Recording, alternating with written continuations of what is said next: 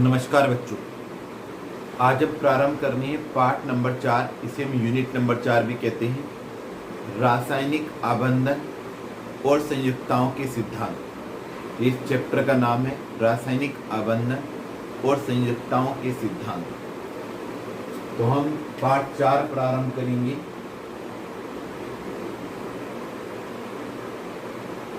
रासायनिक आबंधन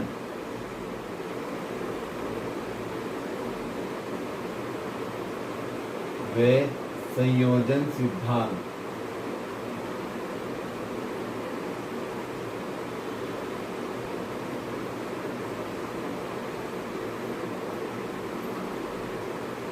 सबसे पहले बात करेंगे संयोजन। संयोजन क्या है? संयोजकता। संयोजकता शब्द कहाँ से आया है? यह एक शब्द है, अंग्रेजी में इसे वैलेंसी कहते हैं। और ये वैलेंसी नाम का जो शब्द है यह आया है वैलेंटिया से।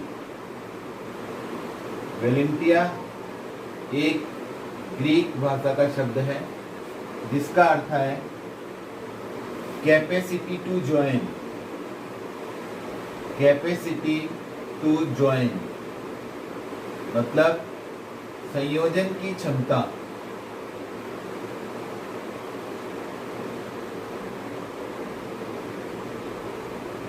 इसकी जो खोज की थी वैलेंसी की, सर्वप्रथम जिसने हमें बताया उस वैज्ञानिक का नाम था फ्रैंकलैंड। फ्रैंकलैंड ने संयोजकता की खोज की।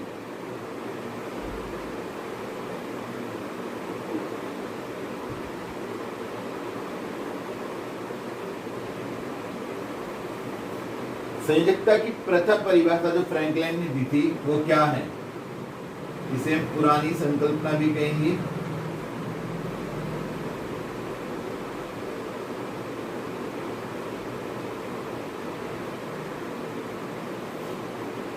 हाइड्रोजन परमाणुओं की वह संख्या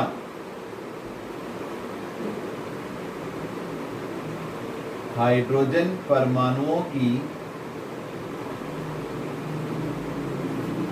वह संख्या जो किसी तत्व के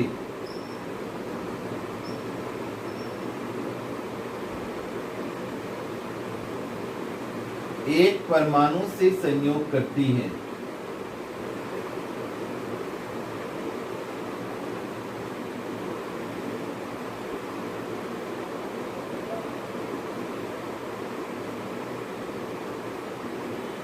उस तत्व की संयोजकता कहलाती है।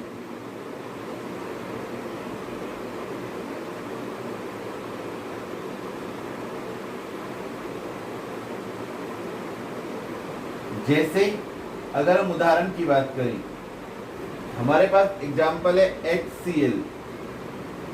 यहां क्लोरीन के एक परमाणु के साथ एक हाइड्रोजन जुड़ा है। तो HCl में क्लोरीन की संयोजकता, फिर दोबारा से मैं आपको ये बात बता रहा हूं, किसी तत्व के एक परमाणु से जितने हाइड्रोजन जुड़ते हैं, यहां आप देख रहे हैं क्लोरीन के साथ एक हाइड्रोजन जुड़ा है। कितने हाइड्रोजन जुड़े हैं? एक।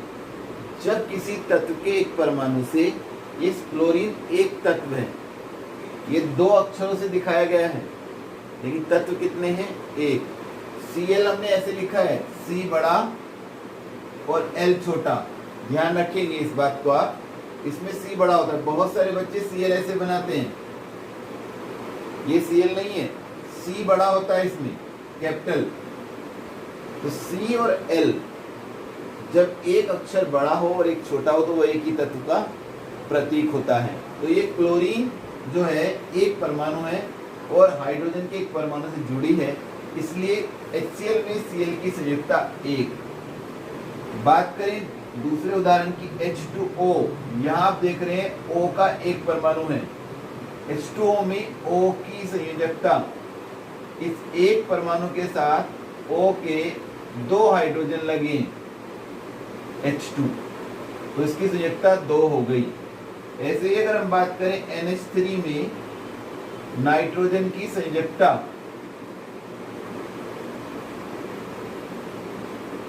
कितने हाइड्रोजन लगे? एक N के साथ, एक N के साथ 3 हाइड्रोजन है, तो संयोजकता कितनी हो गई? 3। ऐसे ही अगर हम बात करें CH4 में कार्बन की संयोजकता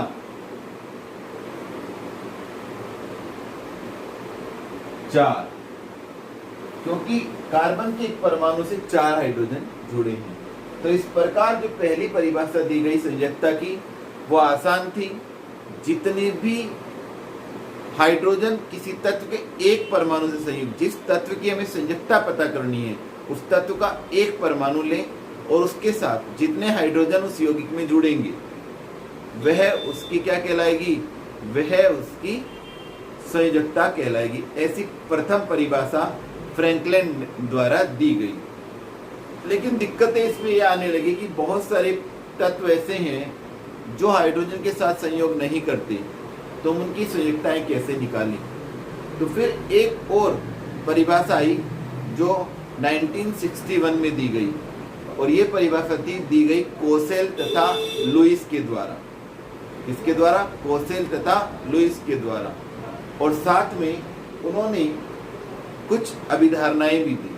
तो अभी हम बात करेंगे सबसे पहले रासायनिक आबंध की, कि रासायनिक आबंध क्या है। संयोजकता की हमने पुरानी संकल्पना पढ़ी, हाथ की हाथ हम इसकी परिभाषा पढ़ लेते हैं, आधुनिक परिभाषा।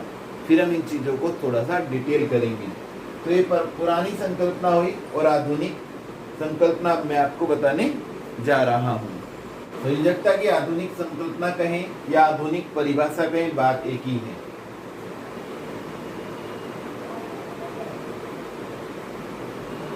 कोई तत्व अपना अष्टक पूर्ण करने के लिए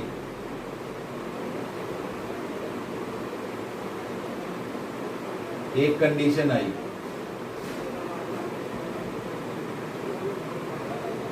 अष्टक पूर्ण करने के लिए, या हम इस बात को ऐसे भी कहेंगे, स्थायी संरचना प्राप्त करने के लिए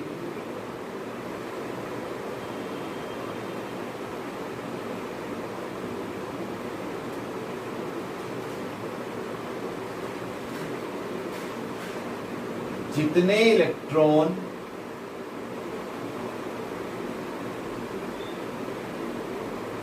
त्याग करता है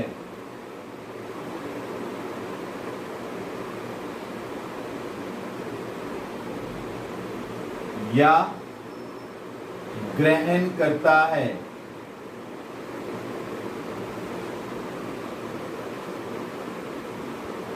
अथवा साझे के लिए देता है,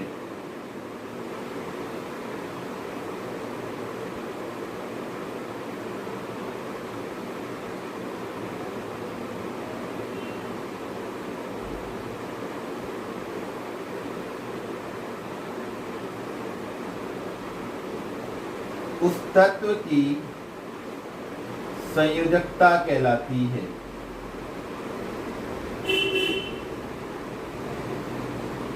मतलब अब जो बात हो गई संयोजकता के विषय में वो हो गई इलेक्ट्रॉन पर आधारित, इसलिए इस परिभाषा को हम इलेक्ट्रॉनिक संकल्पना भी कहेंगे।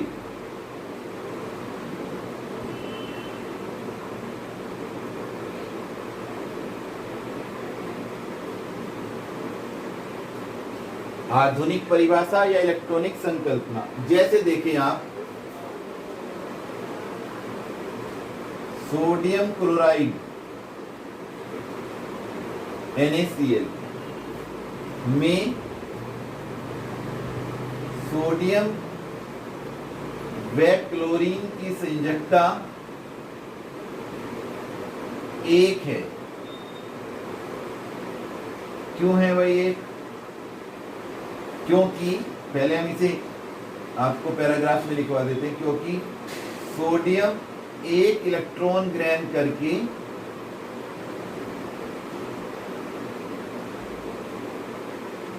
अष्टक पूर्ण करता है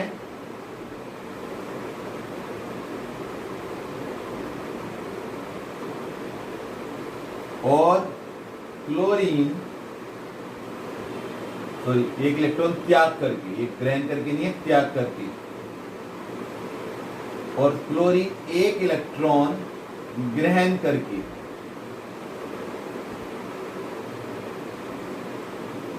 अष्टक पूर्ण करता है।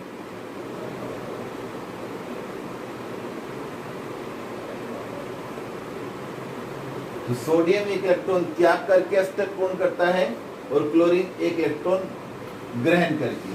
देखें, सोडियम 2 8 1 और क्लोरीन 2 8 7। ये कहां से आए? 2 8 1 और 2 8 7।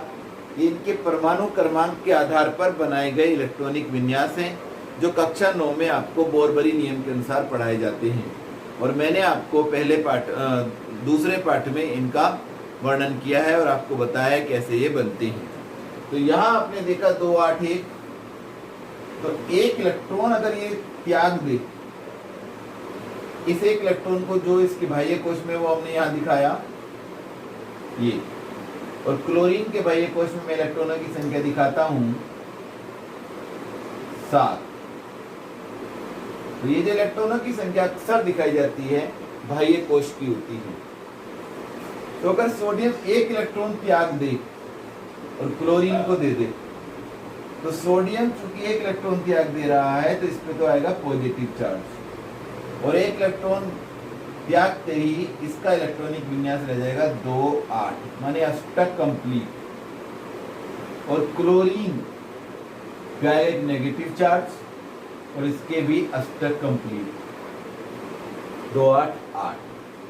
तो इस प्रकार से ये अपनी अष्टक पूर्ण करने के लिए एक इलेक्ट्रॉन त्याग देता है और क्लोरीन ग्रहण कर लेता है।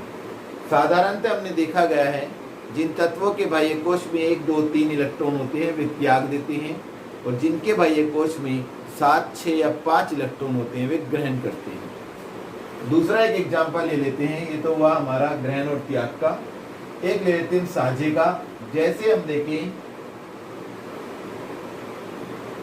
O2 में, दूसरा उदाहरण है, O2 में O की संयोजकता 2 है। कैसे 2 है? क्योंकि ऑक्सीजन के बाह्य कोश में, जैसे हमने यहां देखा था, ऑक्सीजन का परमाणु क्रमांक है 8 और इसका इलेक्ट्रॉनिक विन्यास बनेगा 2 6। तो बाह्य कोश में इलेक्ट्रॉनों की संख्या 6 है, 1 2 3 4 5 6। आप भी कोशिश करिए, साधारणतः जो हम इलेक्ट्रॉन दिखाते हैं किसी भी परमाणु के चारों ओर 8 दिखाते हैं, कभी कभी 10 या 12 दिखाने पड़ जाते हैं, लेकिन साधारणतः 8 दिखाते हैं। तो 4 दिशाओं में 2 2 इलेक्ट्रॉन दिखाने से एक सिमेट्री बनी रहती है और आपका जो उदाहरण दिया गया है वो स्पष्ट समझ में आता है।